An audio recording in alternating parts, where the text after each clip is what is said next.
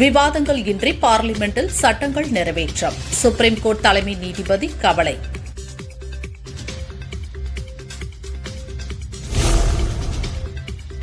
சுதந்திர தின விழாவில் படுகர் இன பெண்களுடன் கலெக்டர் திவ்யா நடனம்.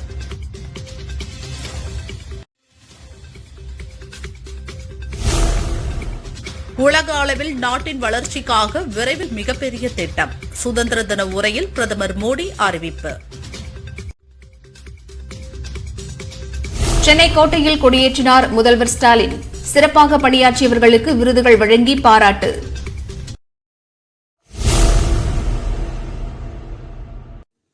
வழக்கு விசாரணையை பல காரணங்களுக்காக நீதிபதிகள் ஒத்திவைப்பது வழக்கம். இனி அப்படி ஒத்திவைக்கும் போது அது நீதிபதிகளின் கணக்கில் சேரும். ஆம், நீதிபதிகளின் செயல்பாட்டை கண்காணிக்க புதிய வழிமுறையை மத்திய அரசு அறிமுகப்படுத்தியுள்ளது. வழக்குகளை நடத்துவதற்காக நாடு முழுக்க கோர்ட்டுகளில் கேஸ் மேனேஜ்மெண்ட் சிஸ்டம் எனும் சாப்ட்வேர் பயன்படுத்தப்படுகிறது. அந்த சாப்ட்வேரில் புதிய வசதி சேர்க்கப்பட்டுள்ளது. அதன் பெயர் கேஸ் இன்ஃபர்மேஷன் சாப்ட்வேர். நீதிபதிகளின் செயல்பாட்டை மதிப்பீடு செய்யும் வகையில் அந்த சாப்ட்வேர் உருவாக்கப்பட்டுள்ளது. ஒரு வழக்கு 3 முறைக்கு குறைவாக ஒத்திவைக்கப்பட்டுள்ளது என்றால் சாப்ட்வேரில் பச்சை விளக்கு எரியும். 3 முதல் 6 முறைக்கு வழக்கு ஒத்திவைக்கப்பட்டிருந்தால் ஆரஞ்சு விளக்கு எரியும். 6 முறைக்கு மேல் ஒத்திவைக்கப்பட்டாலும் வழக்கு விசாரணையில் எந்த முன்னேற்றமும் இல்லை என்றாலும் சிவப்பு விளக்கு எரியும். எரியும் விளக்குக்கு ஏற்ப நீதிபதிகளின் செயல்பாடு மதிப்பீடு செய்யப்படும். நீதிபதிகளின் பதவி உயர்வின் போதும் இது கருத்தில் கொள்ளப்படும். இந்தியாவில் இப்போதுதான் முதல் முறையாக நீதிபதிகளின் பெர்ஃபார்மன்ஸ் மதிப்பீடு செய்யப்படுகிறது. முதற்கட்டமாக வர்த்தகம் சம்பந்தமான வழக்குகளை விசாரிக்கும் கோர்ட்டுகளில் கேஸ் இன்ஃபர்மேஷன் சாப்ட்வேர் பயன்பாட்டுக்கு வந்துள்ளது. 3 ஒத்திவைப்பு எனும் வரம்பை கடந்தால் சம்பந்தப்பட்ட நீதிபதியை சாப்ட்வேர் அலர்ட் செய்யும். நீதிபதிகளை சாப்ட்வேர் அலர்ட் செய்வதால் எந்த வழக்குக்கு முன்னுரிமை கொடுக்க வேண்டும் என நீதிபதி எளிதில் முடிவெடுக்க முடியும். வழக்கு விசாரணையை வேகப்படுத்தவும் முடியும் என மத்திய நீதித்துறை செயலாளர் வருண் மித்ரா கூறினார். நீதித்துறையில் புகுத்தப்படும் இந்த சீர்திருத்தம் காரணமாக உலக வங்கியின் ரேங்கிங் பட்டியலில் இந்தியா முன்னேற்றம் காணும் எனவும் மித்ரா தெரிவித்தார். ஒரு வழக்கின் விசாரணையில் எந்த முன்னேற்றமும் இல்லாமல் 3 முறைக்கு மேல் ஒத்திவைக்கக்கூடாது. அப்படி ஒத்திவைக்கும் பட்சத்தில் காரணத்தை நீதிபதி பதிவு செய்ய வேண்டும் என சட்டம் சொல்கிறது. அந்த விதியை நீதிபதிகளால் பெரும்பாலும் பின்பற்ற முடிவதில்லை. நம் நாட்டில் கீழ் கோர்ட்டுகளில் நிலுவையில் உள்ள வழக்குகளின் எண்ணிக்கை 3,09,00,000. 2018 இல் 2,09,00,000 வழக்குகள் நிலுவையில் இருந்தது.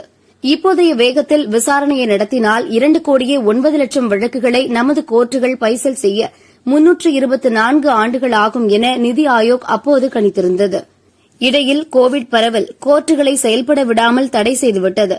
இதனால் வருடக்கணக்கு இன்னும் ஏறியிருக்கும் என்பது சட்ட வல்லுநர்களின் கணிப்பு.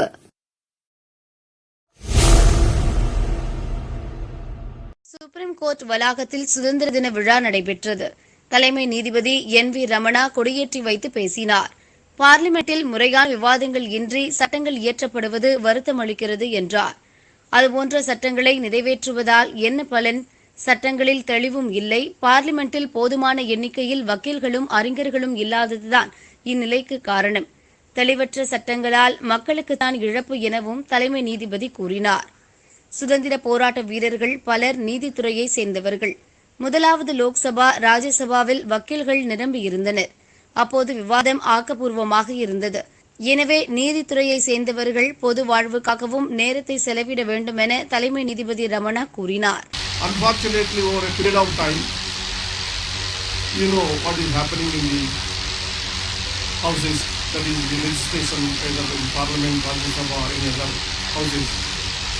If you see the debates which used to take place in the houses those days, it is very, very wise, constructive, and they used to debate any legislation which they are making. I have seen debates which have taken place about Industrial Dispute Act, some amendments and all that.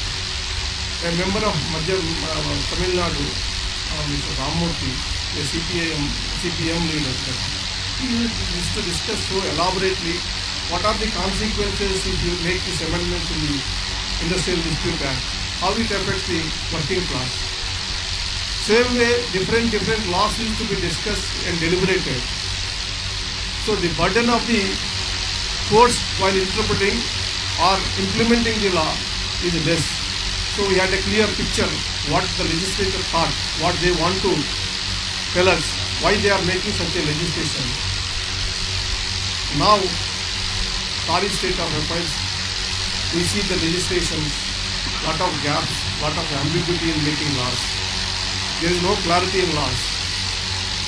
We don't know what purpose the laws are doing, which is creating lot of litigation, inconvenience and loss to the government as well as inconvenience to the public. This is what happens if intellectuals and professionals like lawyers are not there in the houses.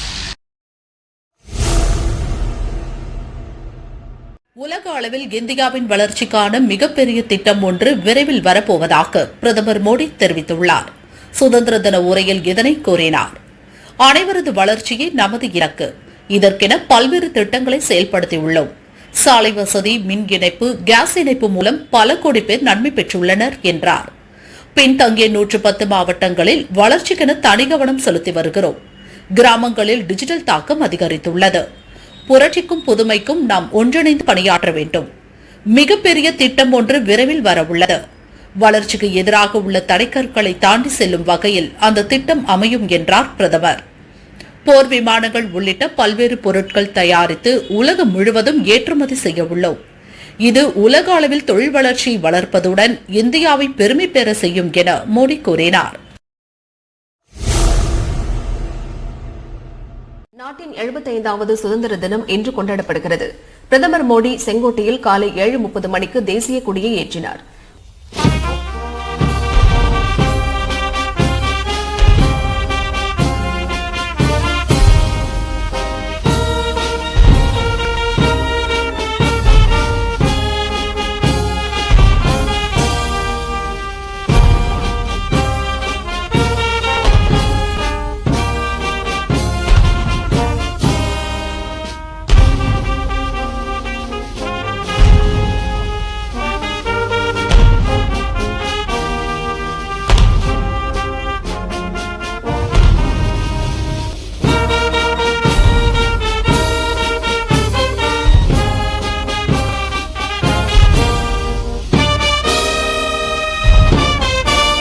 பின்னர் helicopter மூலம் மலர்கள் தூவப்பட்டன.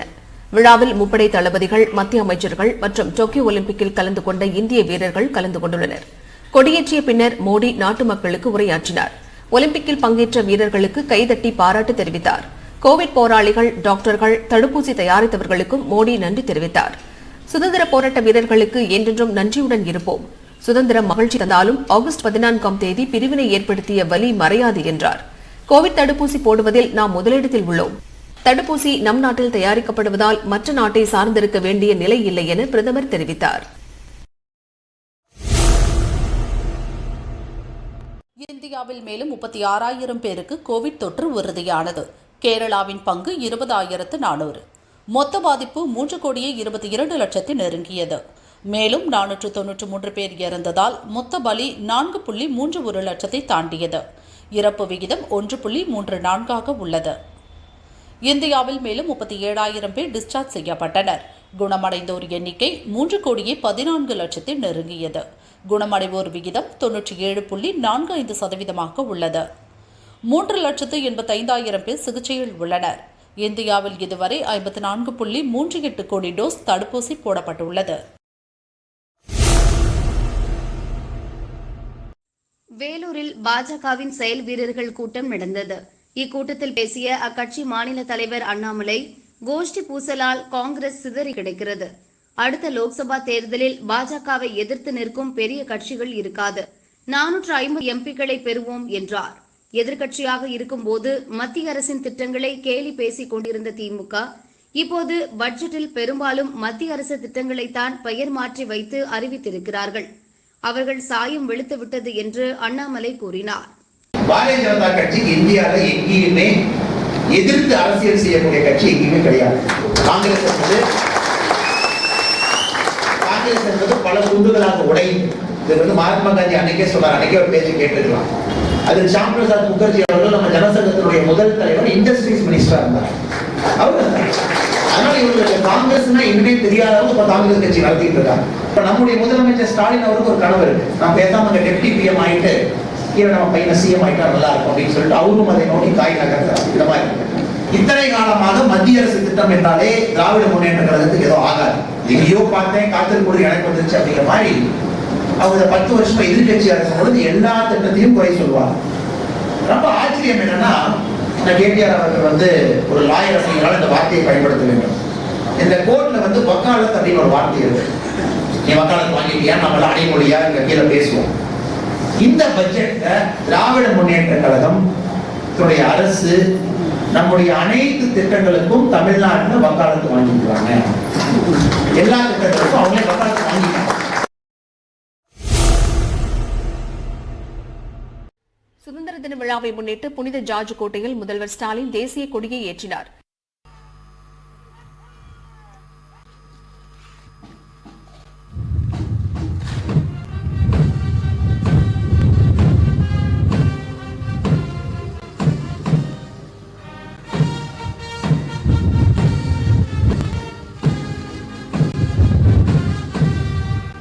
பின்னர் காவல்துறையினர் அணிவகுப்பை பார்வையிட்டார். உரையாற்றிய ஸ்டாலின், தியாகிகளுக்கு வீர வணக்கம் என்றார். கொடியேற்ற வாய்ப்பு தந்த தமிழக மக்களுக்கு நன்றி தெரிவித்த முதல்வர், கோவிட் மக்களுக்கு பல்வேறு நெருக்கடிகளை ஏற்படுத்திவிட்டதாக கூறினார். கோவிட் காலத்தில் பணியாற்றிய டாக்டர்கள், முன்கள பணியாளர்கள், அரசு அதிகாரிகளுக்கு பாராட்டு என்றார். 3 கோடி மக்களுக்கு தடுப்பூசி போடப்பட்டுள்ளதாகவும் ஸ்டாலின் குறிப்பிட்டார். இந்திய நாட்டின் தியாகிகள் அனைவருக்கும் நான் எனது வீர வணக்கத்தை செலுத்துகிறேன். தேர்தல் பரப்புரையின் போது பெறப்பட்ட மனுக்களுக்கு உங்கள் தொகுதியில் முதலமைச்சர் துறை மூலமாக தீர்வு காணப்பட்டது. திருக்கோயில்களில் அன்னை தமிழில் அர்ச்சனை, அனைத்து சாதியினரும் அர்ச்சகராக நியமனம், தமிழ்நாட்டுக்கும் தமிழினத்தின் வளர்ச்சிக்கும் பெரும் பங்காற்றியவர்களை பெருமைப்படுத்த தகைசால் தமிழர் என்ற பெயரில் புதிய விருது உருவாக்கப்பட்டு இளம் வயது முதல் தற்போது வரை பொது வாழ்வில் ஈடுபட்டு பல்வேறு தியாகங்களை செய்த மாபெரும் பொதுவுடைமை போராளியும் முதுபெரும் தலைவருமான திரு சங்கரையா அவர்களுக்கு இந்த ஆண்டு வழங்கப்பட்டிருக்கிறது. மருத்துவ சேவைகளை நோயாளிகளின் வீடுகளுக்கே சென்று வழங்கும் முன்னோடி திட்டமான மக்களை தேடி மருத்துவம் தொடங்கப்பட்டுள்ளது. உரையை தொடர்ந்து பல்வேறு துறைகளில் சிறப்பாக செயலாற்றியவர்களுக்கு விருதுகளை முதல்வர் ஸ்டாலின் வழங்கினார். Swami, Director, Government Corona Hospital, Gindi, receives the award. மண்டல இயக்குனர் திரு ராவணன், மாநில கல்லூரி சென்னை அவர்கள் அடுத்த விருதை பெற்றுக் கொள்கிறார்கள். Next, the award is given to Presidency College, Chepak. The Regional Deputy Director receives the award. Thiru J Parthiban அவர்கள் அடுத்ததாக விருதினை பெற்றுக் கொள்கிறார். மாவட்ட வருவாய் அலுவலர் வேலூர், தற்போதைய இணை ஆணையர் Chepauk, Chennai. Next, Thiru J Parthiban, District Revenue Officer, Vellore, receives the award. Ramanathapuram RS மங்கலம் ஊராட்சி ஒன்றிய அலுவலகத்தில் சுதந்திர தின விழா கொண்டாடப்பட்டது. ஒன்றிய தலைவர் ராதிகா பிரபு தேசிய கொடி ஏற்றினார். கம்பத்தின் உச்சிக்கு ஏற்றி கயிற்றை இழுத்தபோது கொடி அவிழவில்லை. அதிகாரி ஒருவர் கயிற்றை பிடித்து இழுத்தபோது கயிறு அறுந்து தேசிய கொடி கீழே விழுந்தது. அதிகாரிகளும் பொதுமக்களும் அதிர்ச்சி அடைந்தனர்.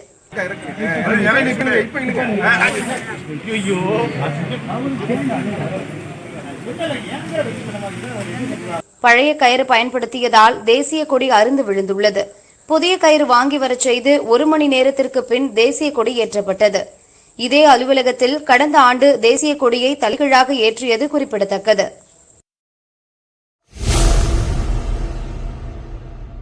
சுதந்திர தினத்தை முன்னிட்டு புதுச்சேரி கோணிச்சம்பட்டு கிராமத்தில் கிராம சபை கூட்டம் நடைபெற்றது. கூட்டத்தில் அமைச்சர் நமச்சிவாயம் மக்களின் குறைகளை கேட்டறிந்தார்.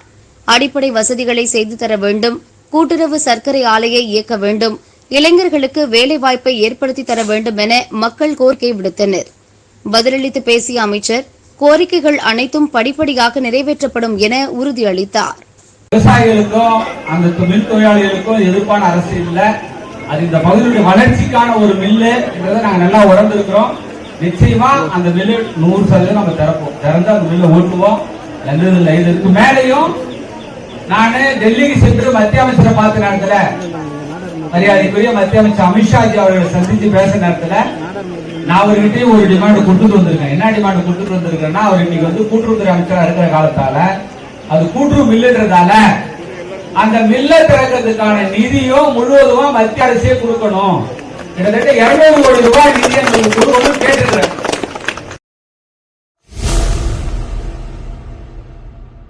மயிலாடுதுறை மாவட்டம் சீர்காழி சட்டநாதபுரத்தைச் சேர்ந்தவர் கீர்த்திவாசன், சமூக ஆர்வலர். 75வது ஆண்டு சுதந்திர தினத்தை முன்னிட்டு இயற்கை தானியங்களை பயன்படுத்தி தேசிய கொடியை உருவாக்கியுள்ளார். 24,418 சோள விதைகள் மற்றும் பச்சை பயிரை பயன்படுத்தி 73.1 x 33.5 சென்டிமீட்டர் அளவில் தேசிய கொடியை உருவாக்கியுள்ளார். அதற்காக அவர் எடுத்துக்கொண்ட நேரம் 3 மணி நேரம் 23 நிமிடங்கள் 21 நொடிகள். இதனை ஜாக்கி புக் ஆஃப் வேர்ல்ட் ரெக்கார்ட்ஸ் அமைப்பு புதிய உலக சாதனையாக அங்கீகரித்துள்ளது.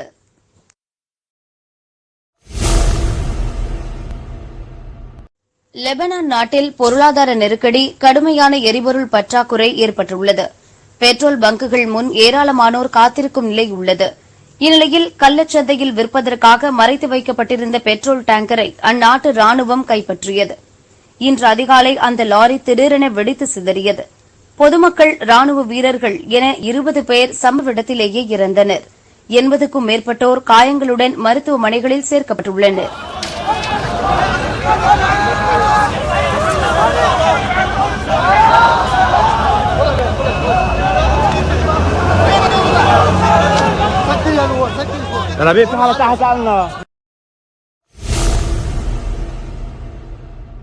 நாட்டின் 75வது சுதந்திர தினம் கோலாகலமாக கொண்டாடப்பட்டு வருகிறது.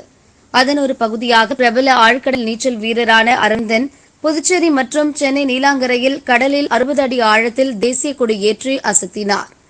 அவரது குழுவினரும் இந்நிகழ்ச்சியில் பங்கேற்றனர். தொடர்ந்து 10வது ஆண்டாக கடலுக்கு அடியில் கொடியேற்றுகிறார் என்பது குறிப்பிடத்தக்கது.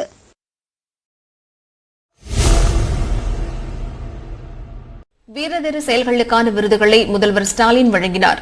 கலாம் விருது பேராசிரியர் லட்சுமணன், கல்பனா சாவ்லா விருது கோவிடால் உயிரிழந்த டாக்டர் சண்முக பிரியா, நல் ஆளுமை விருது ஜே பார்த்திபன் மற்றும் கோவிட் மருத்துவர் நாராயணசாமி, ஔவையார் விருது டாக்டர் சாந்தி துரைசாமி, சிறந்த நகராட்சி விருது உதகை, சமூக தொண்டு மரியா அலோசியஸ், கோவிட் தடுப்பு சிறப்பு பணி டாக்டர் ஆதித்யா. புதுச்சேரி கடற்கரை திடலில் முதல்வர் ரங்கசாமி தேசிய கொடியை ஏற்றி வைத்து காவல்துறையினரின் அணிவகுப்பு மரியாதையை ஏற்றார். சிறப்பாக பணியாற்றிய அரசு அலுவலர்களுக்கு பாராட்டு சான்றிதழ்களை வழங்கினார். கோவிடால் கலை நிகழ்ச்சி ரத்து செய்யப்பட்டது. விழாவில் பேசிய முதல்வர், மக்கள் காய்கறி மாடித்தோட்டம் அமைக்க 3000 ரூபாய் மதிப்பிலான விதைகள் மற்றும் தோட்டக்கலை உபகரணங்கள் அடங்கிய பைகள் 75% மானியத்தில் விநியோகிக்கப்பட உள்ளதாக தெரிவித்தார். புதுச்சேரி மாநிலத்தை மீண்டும் பசுமையான புதுச்சேரியாக மாற்றும் வகையில் 75,000 மரக்கன்றுகளுடன் தொடக்க பெருவிழா இம்மாதம் 3ஆம் தேதி பாபு கோவிலில் உள்ள மணப்பட்டு கிராமத்தில் நடைபெற்றது. இதில் அரசு துறைகள், மாணவர்கள், அரசு சாரா நிறுவனங்கள், உள்ளூர் அமைப்புகள், தன்னார்வலர்கள் மற்றும் பொதுமக்கள் மூலம் புதுச்சேரி மாநிலம் முழுவதும் 75,000 மரக்கன்றுகள் நடப்பட்டன. தருமபுரி மாவட்டம் மொரப்பூர் அருகே அண்ணாமலைப்பட்டி கிராமத்தில் பனைவிதை நண்பர்கள் குழு செயல்பட்டு வருகிறது. நிலத்தடி நீரை சேமித்து மண்ணரிப்பை தடுக்கும் பனை மரங்களை காக்க இவர்கள் முயற்சி எடுத்து வருகின்றனர். இக்குழு சார்பில் 75வது சுதந்திர தினத்தை முன்னிட்டு 1000 பனை விதைகள் விதைக்கப்பட்டன. அடுத்த ஆண்டு சுதந்திர தினத்திற்குள் 1,00,000 பனை விதைகளை விதைக்க இலக்கு நிர்ணயித்துள்ளனர்.